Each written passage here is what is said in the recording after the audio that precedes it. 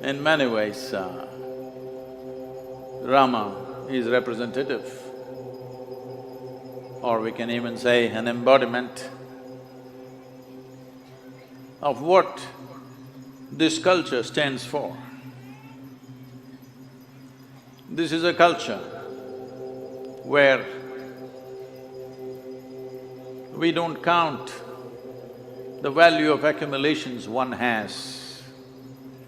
We don't count one's achievements in the world, nor do we count one's victories in war. But the most important dimension is how profound is the freedom that one has achieved within themselves. What is your level of mukti in your life? How profound is your freedom from variety of things that a human being can be afflicted with? If you look at Rama's life, I want you to understand, when Ram in Ayodhya, well, some things went wrong and went to the forest and his wife kidnapped by the Sri Lankan people, not LTT, well before that.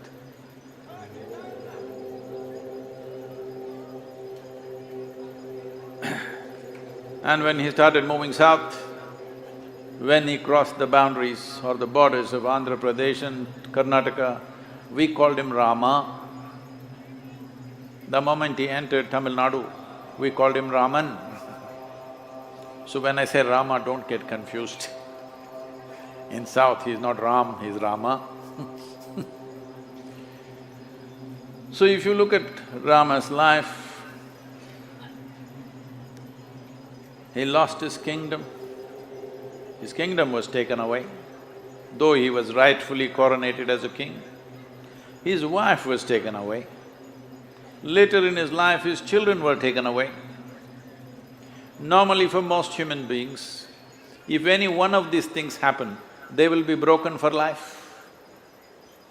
But here is a man, though all these things happened, and he stood up to do the karma that he has to do, even to the extent of fighting battles, but never conquered by angst or animosity or anger.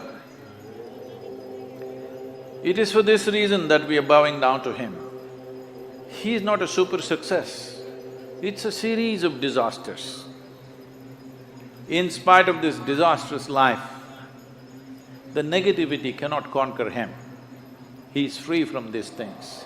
It is this one quality for which we are bowing down to him, because in this culture, our ultimate goal is not God, our ultimate goal is not heaven, our ultimate goal is mukti or moksha. Liberation or freedom is the highest goal in our lives. This is the significance of who we are in this culture. Everywhere else, people want to go to heaven, but we know, even if we go to heaven, we will get bored after some time. Hello? Even in heaven we can get bored. So we foresaw those possibilities and see the ultimate thing is liberation, to be free in every possible way. And anyway, there is no proof with any of you that you are not already in heaven and making a mess out of it. First of all, anybody who talks about a better place elsewhere than where we are right now, it is a crime. So this is why Rama's life is most significant. The world throws many things at you. Entire life is full of disasters coming his way, one after another, but he is not ruled by those disasters. Those outside situations does not decide who he is, he decides who he is. This is the essence of being an ultimate human being. that the outside will not decide who you are, you decide who you are. This is a privilege. This is a privilege only accorded to human beings. There are many other creatures.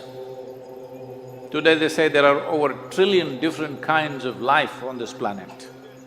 Not million, trillion. Of all these creatures, from the smallest to the biggest, for them, they live according to the dictates of their instinct. Instincts of survival rule them. This is the reason why there are wonderful tigers, there are lions in Gujarat, there are elephants in the south. But we did not call a lion being, a tiger being, an elephant elephant being, only you. We refer to you as human being because you are supposed to know how to be. Don't congratulate yourself too soon. You're supposed to know how to be. That means you can decide how to be. We cannot decide what the world will do to us, but we can decide what we do within ourselves. So this is what being means, that you know how to be. Rama is 100% representative of this dimension. He knows how to be. Kingdom taken away, wife taken away. Well, I was in Andhra Pradesh, in a small town called Nellore, with our present vice president on stage with me on that day. A little girl, a 14-year-old girl, stands up and asks me, "Sadhguru, they say Rama walked all the way from Ayodhya to Sri Lanka. Is such a thing possible? Or this is all just a story? Is it really practical for a man to walk from Ayodhya to Sri Lanka?" I said, "See, you are just a 14-year-old girl right now. You will grow up and one day you will find a man for yourself. Do you want that kind of a man? Suppose you are lost, he will walk all the way and look for you.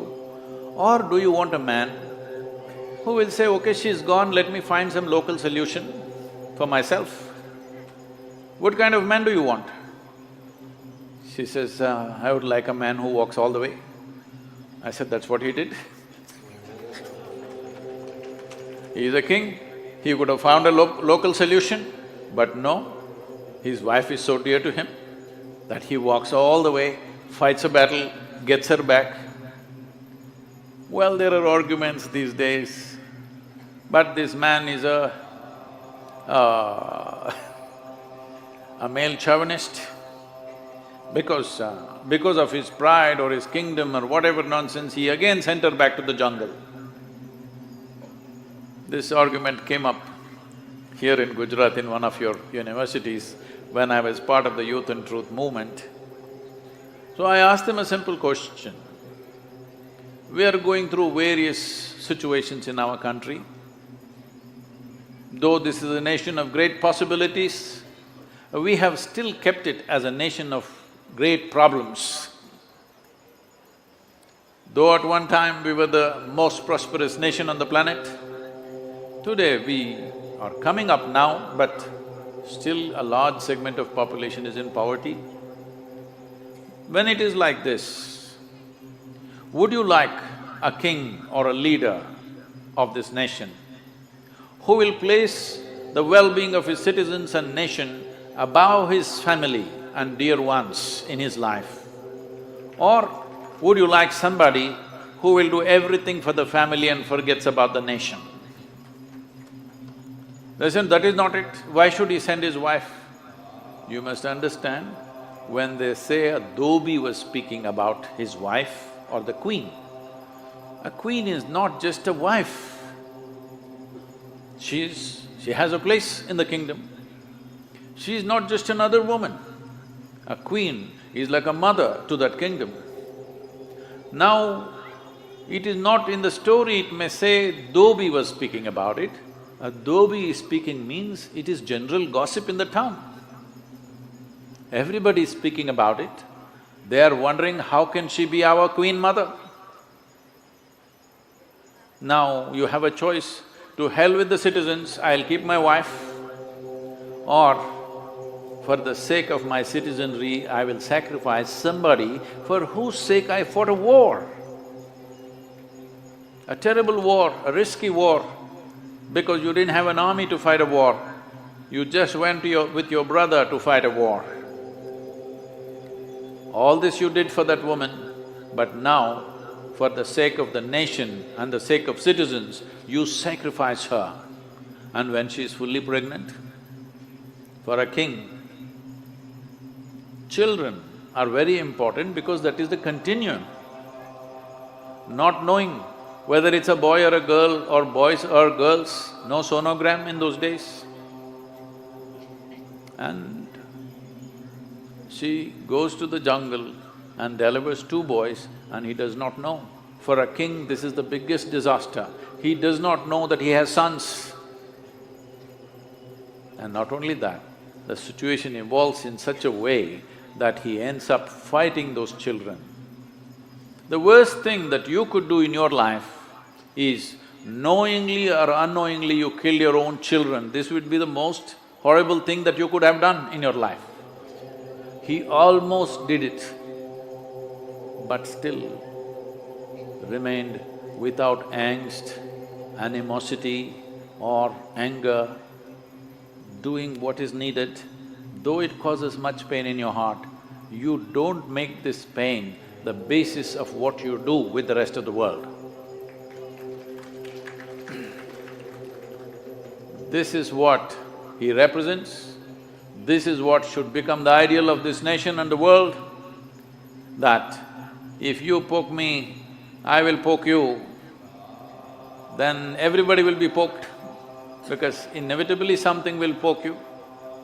When you walk through this life, there are a lot of poking people. But as you raise in your stature, if you become the poking kind, then everybody will be poked. So, his life is not history, it is a lesson for the future of this nation and for this world. Thank you very much.